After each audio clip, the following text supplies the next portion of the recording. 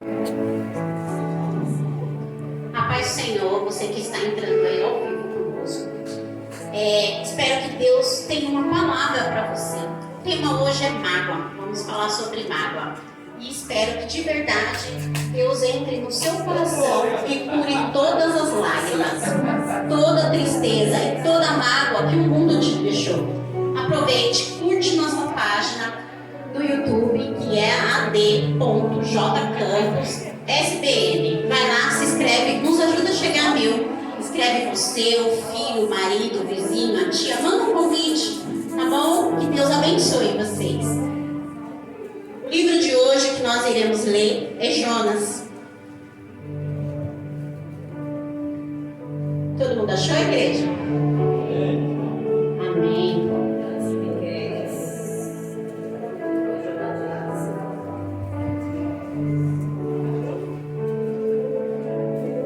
O tema de hoje é mágoa. Então eu vou falar um pouquinho do que é a mágoa. A mágoa é um sentimento muito ruim, é um sentimento destrutivo dentro do ser humano, né? Por causa da mágoa acabam os casamentos, por causa da mágoa se distanciam famílias, por causa da mágoa a gente vive infeliz, amargurado, né? A mágoa é uma palavra que tem de origem a partir do latim mácula, que é utilizada para referir o sentimento de desgosto, decepção, amargura, tristeza e ressentimento. Quando guardamos mágoa e pensamos na dor que sofremos, o cérebro reage como se estivéssemos em perigo. Naquele momento, ele produz uma substância química ligada ao estresse, que limita nossas ações. A parte pensante do cérebro fica limitada, igual quando agimos sem pensar no momento de perigo, né? Então, assim, quando nós sentimos mágoa, é cientificamente comprovada que várias doenças eram causadas por causa da mágoa. Uma das doenças é o câncer. Ela é causada por causa da mágoa. Então a mágoa ela nos traz um problema psíquico, físico e espiritual, com certeza. Ela prejudica todas essas 3 áreas. Então é uma coisa que a gente realmente temos que jogar no lixo. Realmente a gente tem que se dispensar. Quando a gente fizermos esse papel de vocês escrever a mágoa e jogar aqui, é um ato simbólico de fé. Você crê que isso você está jogando fora. E o que é lixo pra gente, a gente não pega de volta. Lixo a gente joga e dispensa. Então isso é um ato profético. Até você que está ao vivo aí, não sei se você já experimentou, escreva uma carta para Deus. É a coisa mais gostosa que tem. Deus faz a gente relembrar de coisas que não... E pôr no papel. Às vezes a gente não conseguimos falar e a gente consegue. Então faz aí, depois joga fora essa carta, tá bom? E não tem como falar de mágoa, pregar sobre mágoa e não falar sobre a misericórdia, o perdão. Então vamos aqui em Jonas, capítulo 1, que diz assim: chamado Jonas e a fuga. A palavra do Senhor veio a Jonas, filho de Amitai, com esta ordem: vá depressa à grande cidade de Nínive e prega contra ela, porque a sua maldade subiu até a minha presença. Mas Jonas fugiu da presença do Senhor. Dirigiu-se para Tarsis, desceu à cidade de Jope, onde encontrou um navio que se destinava àquele porto. Depois de pagar a passagem, embarcou para Tarsis, para fugir do Senhor. Jonas era um profeta, né? Automaticamente, se ele era Pode sentar, igreja.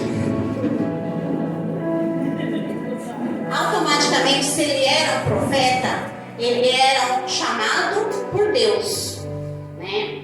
Se ele era chamado por Deus, ele aceitou esse chamado. E se ele aceitou esse chamado, ele era homem de Deus, certo? Até aqui? Porém, ele desobedeceu a Deus. Ele era um homem de Deus e desobedeceu a Deus. E quando nós desobedecemos a Deus, a gente gera um pecado, certo? Até aqui?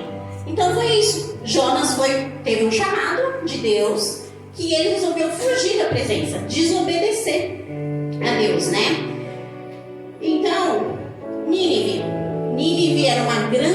cidade que estava no momento que a maldade subiu até Deus. Por quê? Porque também desobedeceu a Deus. Por isso que a maldade chegava até ele. Qual a diferença aqui? Aqui trazendo para nós, Jonas somos nós. Você está aqui porque Jesus te chamou. Você está aqui porque Deus te escolheu. Você está aqui porque é um homem e uma mulher de Deus. Mas mesmo sendo um homem e mulher de Deus, às vezes erramos, às vezes desobedecemos, às vezes tentamos fugir da presença do Senhor, às vezes Deus manda ir para a direita e nós vamos para a esquerda. Todos. Nínive, vamos colocar Nínive aqui como a nossa família. A nossa família que não é conhecedora às vezes da palavra, ou é e não está no caminho. Porque tem pessoas que mesmo que já um dia visitaram ou frequentaram anos, quando eles param de vir à igreja, eles se tornam cegos de novo. Eles não são direcionados. Pensa, se a gente está aqui, vários cultos da semana, a gente tem que estar buscando, se alimentando, se enchendo do azeite. Às vezes acontece dia que você não está bem. Acontece dia que você está desanimado, está com dor, está com dificuldade, mas a gente vem, quando chega no culto, Deus tem uma palavra que nos coloca para cima, fala: filho, eu sou contigo, vai que você é mais que vencedor. Por isso que nós necessitamos de estar na casa de Deus. Por isso que não dá para buscar Deus dentro da nossa casa apenas. Nós temos sim que ter uma intimidade com Deus fora da igreja, porque lá que você vai ter os problemas, é lá que você vai enfrentar a adversidade. Mas nós necessitamos de estar em comunhão dentro da igreja. Então, para isso, a gente tem que aguentar a diferença um do outro. São várias vidas, várias culturas, todo mundo misturado aqui. Nós precisamos se adaptar a todo mundo. Isso aqui é Deus, Jesus ensinando a gente quando veio na terra. Ele pegou 12 apóstolos e 12 diferentes.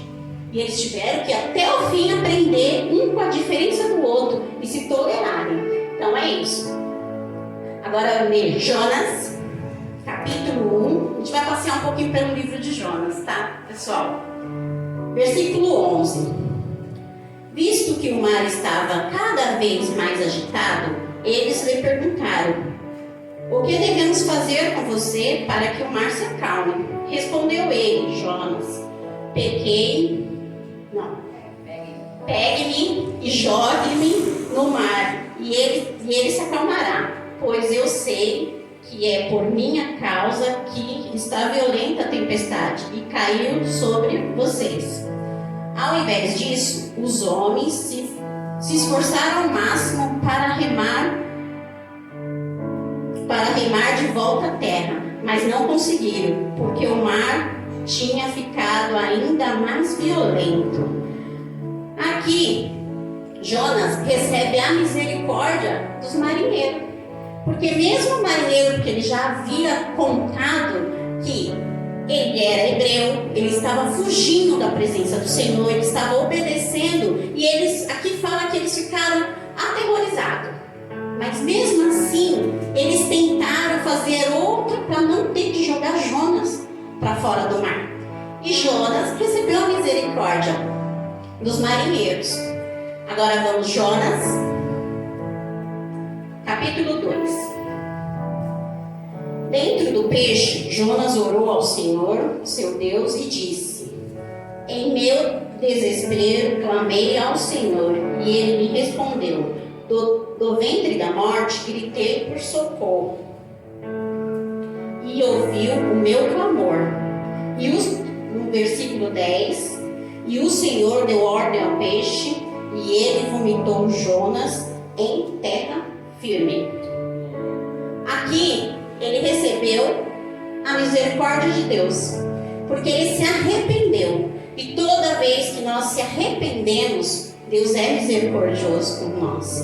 Deus não quer nos castigar. Deus não quer que nós vamos para o inferno. Deus não quer que nós vivamos o pior dessa terra. Jesus foi na cruz para nos dar vida, e vida em abundância, diz na palavra do Senhor.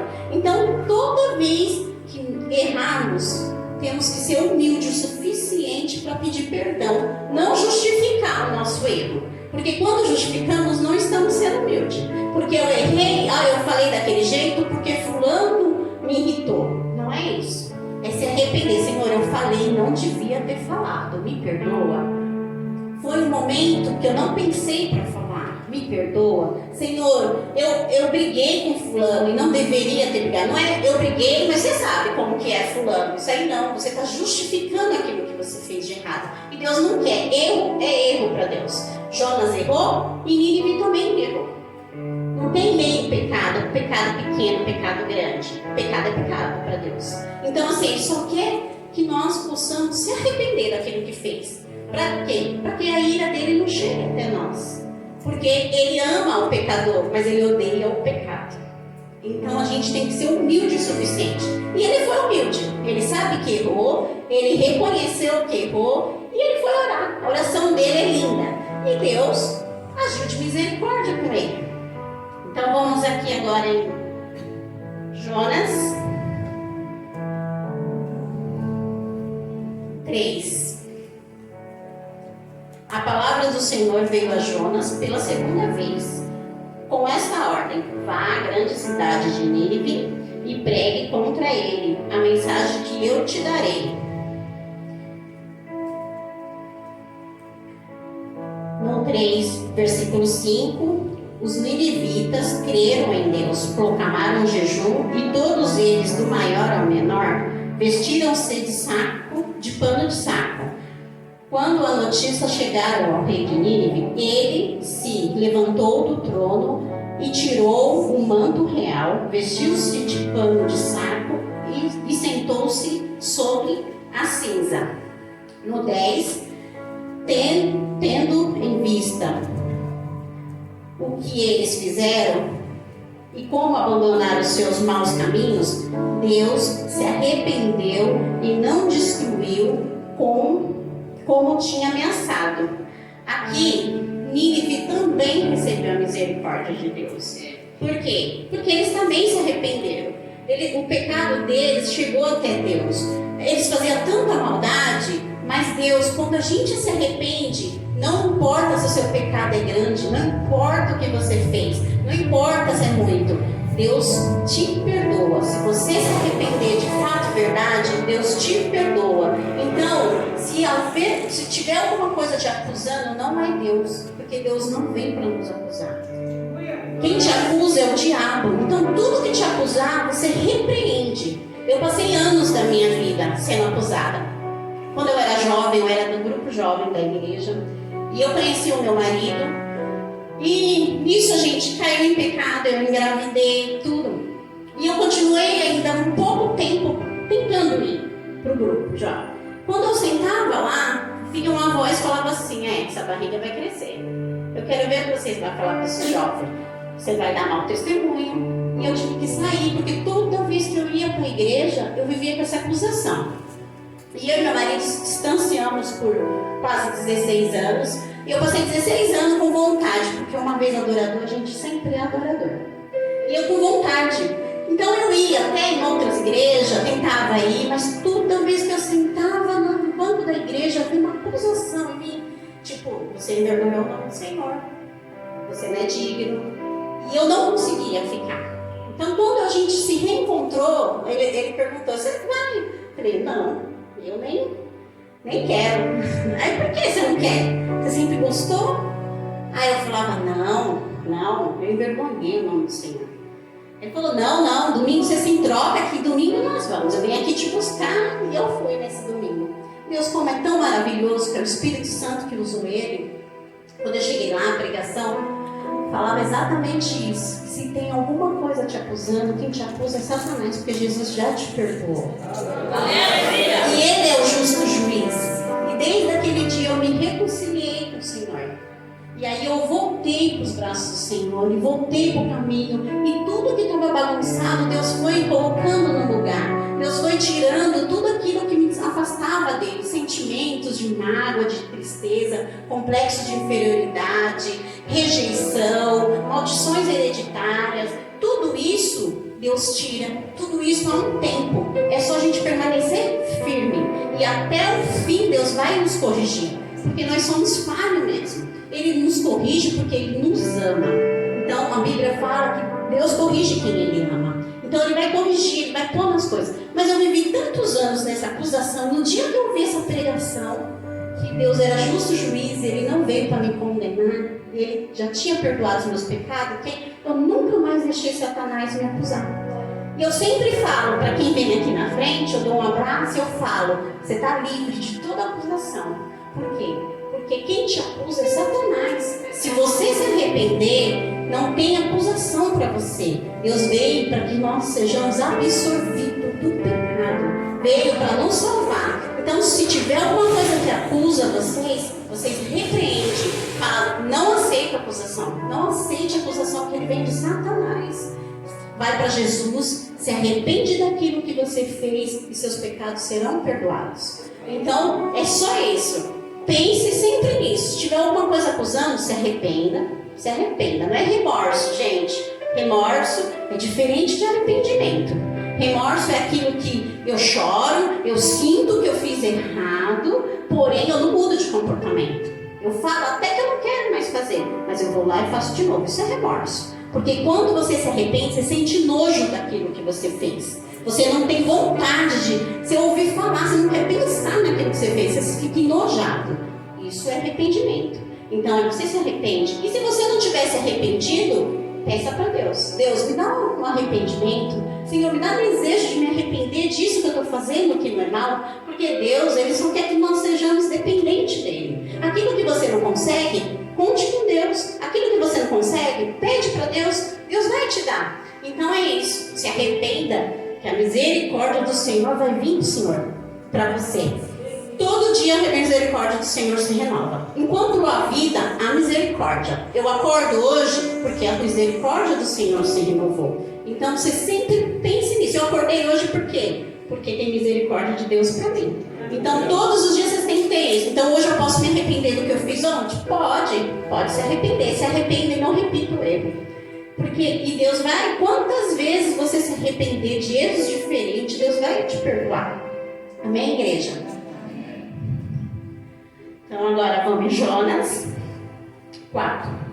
Jonas, porém, ficou profundamente descontente com isso. Ele enfureceu-se, ele orou ao Senhor, e o Senhor não foi isso que eu disse quando estava em casa. Foi por isso que me apressei a fugir para Tarsis. Eu sabia que tu és Deus misericordioso, compassivo, muito paciente, cheio de amor e que prometes castigar, mas depois se arrepende. É isso que às vezes acontece conosco. Jonas desobedeceu igual Tarsis. Eu vejo aqui que Jonas teve a misericórdia dos marinheiros, Jonas teve a misericórdia de Deus e Jonas teve a misericórdia de Nínive, porque Nínive era um povo mau e ele pregando que Deus ia destruir. Se não fosse a misericórdia desse povo, o povo mataria ele. Porém, quando Deus perdoou Nínive, ele se irou com Deus. Quantas vezes nós não fazemos isso? Quantas vezes nós queremos que Deus nos perdoe de tudo que nós fazemos, mas aquele que está em casa, nosso parente, nós não entendemos o erro dele, nós entendemos que ele está cego espiritualmente, nós não entendemos que ele não entende, não discerne as coisas espirituais, e nós temos dificuldade de perdoar. Nós às vezes a gente passa anos dentro da igreja e se acha mais no direito de ser perdoado do que os que estão lá fora, os nossos parentes. E às vezes eles vêm com o coração quebrantado e vêm e chega aqui nos pés do Senhor e Deus renova tudo na vida dele. Não importa o que ele fez, não importa o que ele fez ontem. Então nós temos que entender a misericórdia de Deus. Nós temos que entender que mesmo ele estando lá, nós temos que orar para que Deus tenha misericórdia. Nós temos que orar para que Deus mude a atitude deles. Nós temos que orar para que Deus mude o jeito deles falarem. A gente tem que orar para que, quando a gente não consegue aqui falando, com a força do nosso braço, quem está aqui tem que conseguir com a força do joelho. É na força do joelho. Você não adianta falar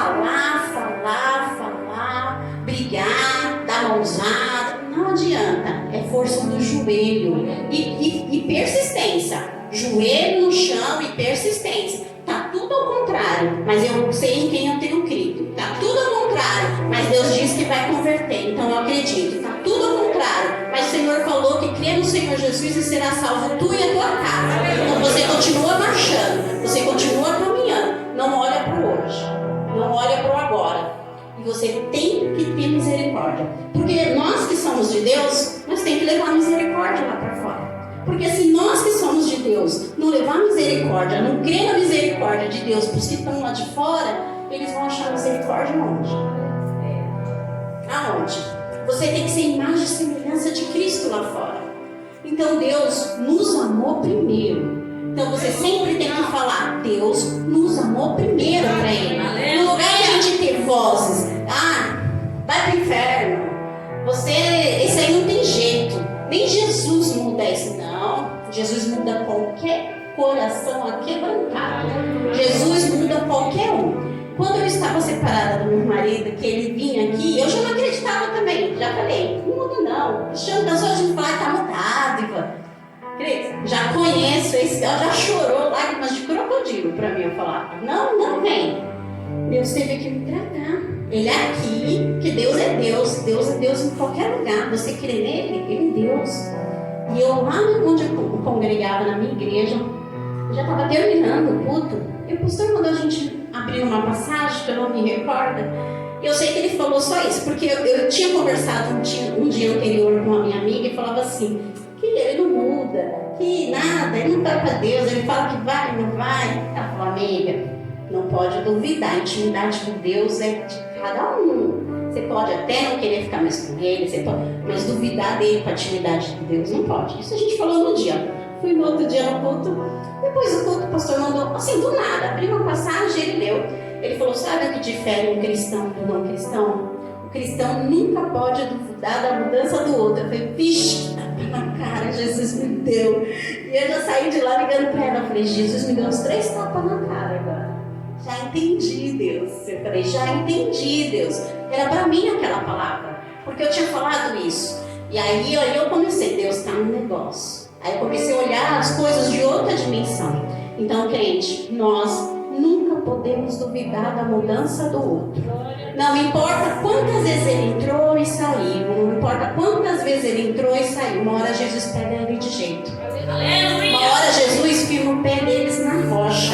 Uma hora Jesus pega e eles não saem mais. O tempo não cabe nós saber. O tempo é com Deus. Então a gente sempre tem que ter misericórdia do que tem lá fora.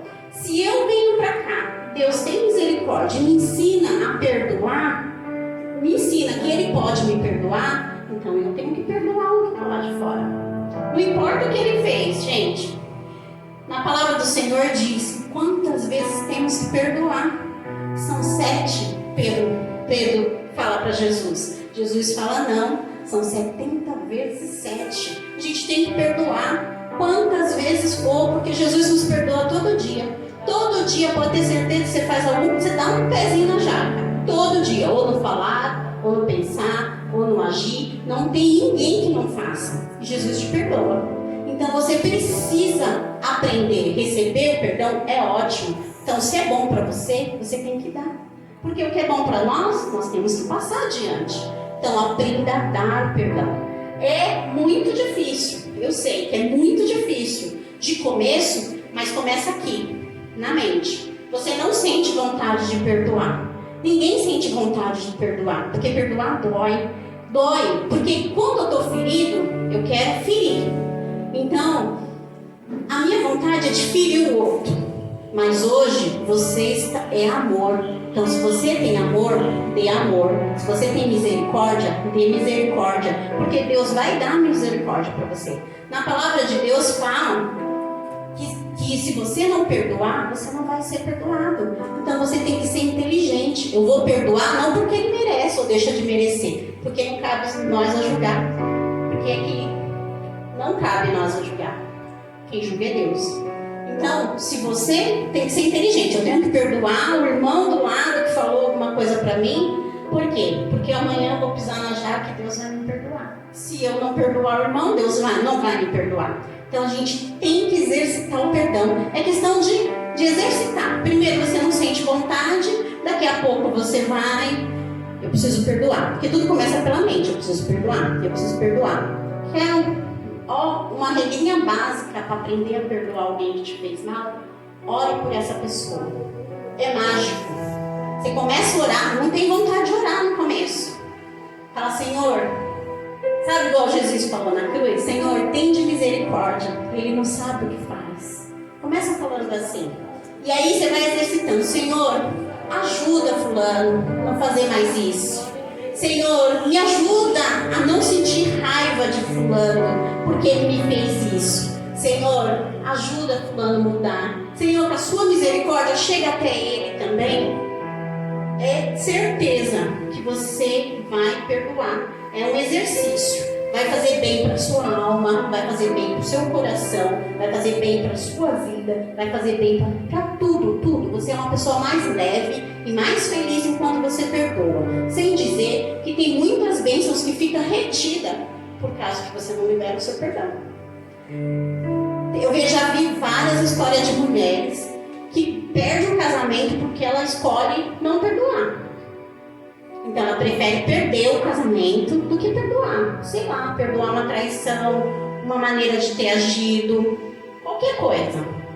E elas preferem perder. Quer dizer, o sentimento de mágoa virou maior do que o sentimento de amor. E o sentimento de amor tem que ser maior no nosso coração. Porque Jesus fala que não adianta a gente fazer nada se não tiver amor. E se você não amar aquele que você escolheu para amar, e se você não conseguir perdoar, como que você vai amar o seu próximo que você não conhece lá fora? Como que você vai conseguir falar de Jesus para ele? Se você não perdoou da sua casa, você não vai conseguir buscar os de lá de fora. Porque Deus quer te salvar, salvar a sua casa e salvar os lá de fora. E Ele quer usar você como ferramenta para ir lá fora, salvar os lá de fora. Porque a salvação do Senhor não é exclusiva nossa. Se você pensar, só que estou salva, estou bem, estou aqui na rede, água de coco, você uma hora ou outra você vai perder a sua salvação. Se você não tiver desejo de levar a salvação, essa paz interior da salvação para outras pessoas, uma hora você perde a sua. Porque Deus não quer que a gente seja egoísta, não quer que a salvação seja para uma pessoa só. Deus veio para todos. E quanto mais a gente buscar para o Senhor, nós somos exército. E o exército ele tem que buscar o máximo possível de pessoas para Jesus. Porque a gente está numa batalha aqui. Então a gente tem que perdoar. Eu trouxe um negocinho aqui só para a gente estar olhando. É 2 teclas que tem que ter na vida de um cristão. É o deleta e o arquivo. O deleta, tudo que não for bom para você, você tem que aprender a deletar. Eu uso muito essa tecla, deleta. Escuta que eu não gostei, eu deleto, eu não absorvo. O arquivo, a palavra do Senhor eu sempre arquivo na minha vida. Então, não tem um culto que eu entro aqui e Deus não fala comigo. Não importa quem está pregando. Não importa se é o pastor, se é a pastora, se é um pregador desconhecido, se é um irmão. Toda pregação daqui eu saio com uma palavra para mim. Eu saio com algum ausente. Você tem que ter isso. Não importa quem está pregando. Quem está falando naquele que está pregando é Deus. E se você entender isso, Deus vai falar com você. Mas se você olhar quem está pregando, Deus não vai falar com você. Porque não é quem está pregando. É Jesus pregando para você. Porque para subir aqui, a gente tem que ter temor, um tremor.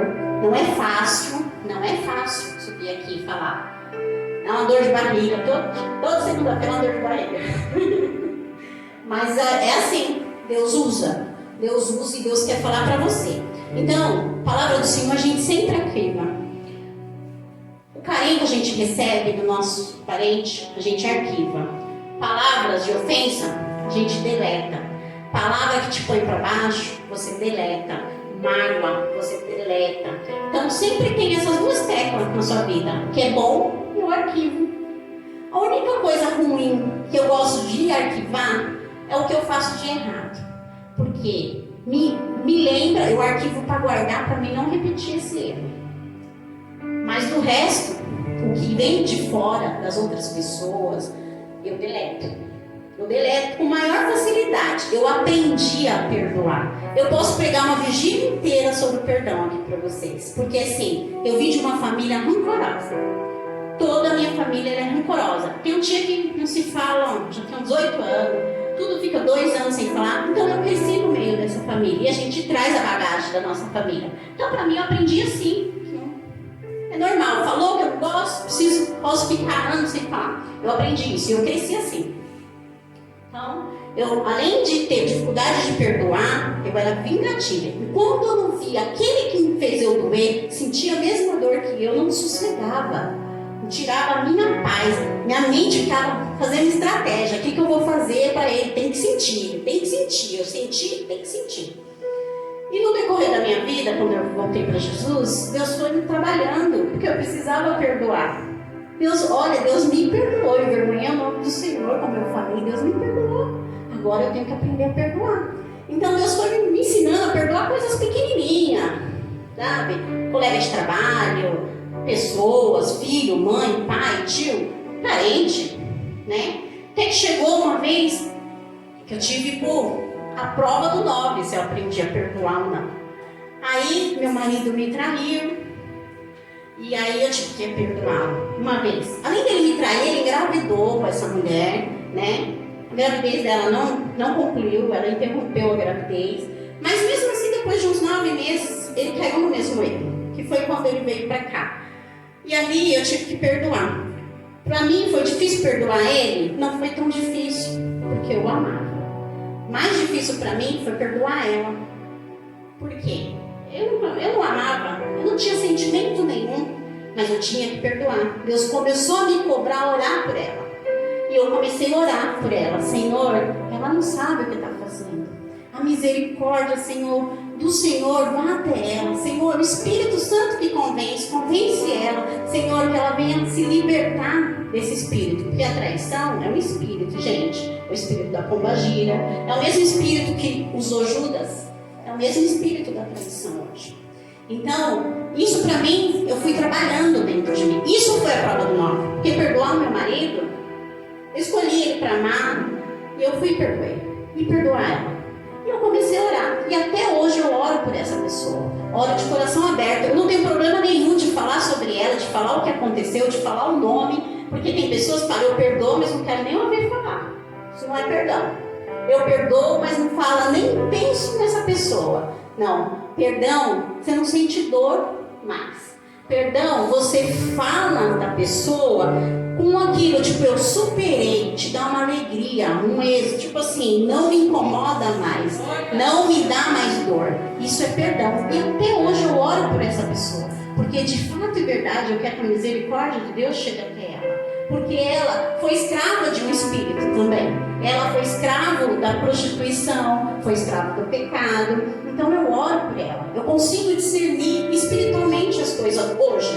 Eu consigo discernir. Então assim, igual uma vez, eu já fui usada por Satanás, sabe? Por fazer coisas erradas. Ele falou no meu ouvido, e quando a gente não está na igreja, a gente acaba fazendo o que ele quer. É fato. Isso é impossível a gente fazer o que Deus quer quando a gente não está na igreja. Porque você não está ouvindo a palavra do Senhor. Você está mais ouvindo a palavra, e aquilo que entra mais é o que você faz mais. Então, comecei a ir para a igreja e fui ouvindo a voz de Deus e fui obedecendo. Então, o que aconteceu aqui? Jonas desobedeceu e teve a misericórdia.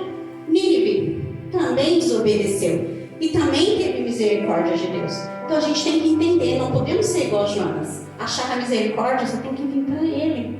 E Deus dá um ensinamento aqui em Jonas 4:10. Mas o Senhor lhe disse: você tem pena dessa planta, embora não a tenha podado e nem a tenha feito crescer. Ela nasceu numa noite e numa noite morreu. Contudo, Nínive tem mais de 120.000 pessoas que não sabem nem discernir da mão direita e da esquerda. Além dos muitos rebanhos, não deveria eu ter pena dessa grande cidade? É isso. Deus tem misericórdia de ti, porque Ele te fez, Ele te criou, nós somos filhos de Deus. É isso que Ele quer ensinar para Jonas, porque Jonas, ele faz uma árvore para fazer sombra para Jonas, e no outro dia essa árvore seca. E ele fica revoltado com Deus, porque a árvore secou, com pena da árvore. Mas ele não teve pena de Nínive.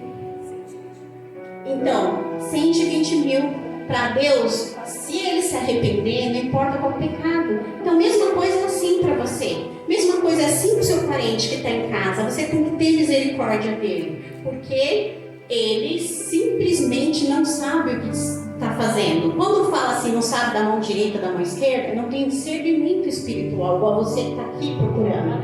Igual você que está aqui ouvindo a palavra de Deus. Seu parente, ele não está. Então você tem que orar para ele estar aqui. E quando ele estiver aqui, as coisas vão mudar. Então a nossa guerra é buscar que ele esteja aqui. Não é buscar mudar a cabeça deles, eles estão lá fora. É buscar, Senhor, o Senhor traga ele aqui. Senhor, o Senhor traga ele para a sua palavra. Senhor, o Senhor traga ele para a sua casa. Senhor, liberta ele. Senhor, e essa guerra Deus está contando com você. Você tem que ser imagem e semelhança de Cristo para trazer ele. Agora, se você é uma pessoa que não perdoa o seu parente, ele vai vir na igreja? Não, se nem você aprendeu. Ele vai fazer lá naquela igreja. Quando nós somos imagem e semelhança, que as pessoas veem luz em nós, que as pessoas veem Jesus em nós, as pessoas começam a querer vir na igreja que você vem. Funciona assim, eu vou lá naquela igreja. Eu já veio bastante pessoas aqui, porque as pessoas viram o meu casamento antes e o meu casamento hoje. Era nítido, era nítido. A Elisete mesmo, ela conheceu meu marido antes. E hoje ela vem aqui porque ela viu a transformação que teve. E é assim que funciona. Quando o seu testemunho traz pessoas, você não precisa abrir a boca para falar. E mesmo assim, o seu parente. O seu testemunho, quem você é, peça para Deus te mudar. Porque pedir para Deus mudar ele ainda não dá. Então peça para Deus te mudar. Que você leve a luz, que você leve a palavra, que você leve a transformação. Que ele veja a transformação e venha querer conhecer o Deus que te transformou. E assim você vai conseguir ganhar a sua casa para Cristo. Assim você vai conseguir ganhar o seu filho. E a primeira coisa para você fazer isso é pedir o dom do amor. Que esse vem de Deus. É o dom do amor. Sabe? Porque o amor nosso é amor de Facebook, de postar alguma coisa. É um amor que é interesseiro. É um amor que quando tudo está indo bem, eu amo, eu amo, eu amo. Vive 20 anos as coisas correndo bem. Começa a não correr bem, já não quer mais a pessoa. 20 anos que isso, quando foi favorável. É o amor de hoje em dia, gente. Quando foi favorável, vive 20 anos querendo. Aí um ano ficou ruim, pronto, eu quero me divorciar, não quero separar. O amor de Cristo não. O amor de Cristo ele só cresce por nós. Cada dia você ama mais, cada dia você ama mais pessoas, cada dia ele vai expandindo. E aquele amor, esse só vem de Deus. Esse nós temos que pedir todos os dias. Todos os dias eu peço para Deus, Deus me ensina a amar como o Senhor amou. Me ensina a amar os irmãos da igreja como o Senhor amou. Senhor, me ensina a amar as almas que estão lá fora como o Senhor amou. Todos os dias eu peço isso para Deus. Porque Deus ensina. Nós precisamos amar como Cristo nos amou. Nós precisamos andar pelos passos de Cristo. E assim a gente vai conseguir converter a nossa casa. A gente vai conseguir ver os nossos parentes diferente, de uma maneira diferente, de um olhar diferente.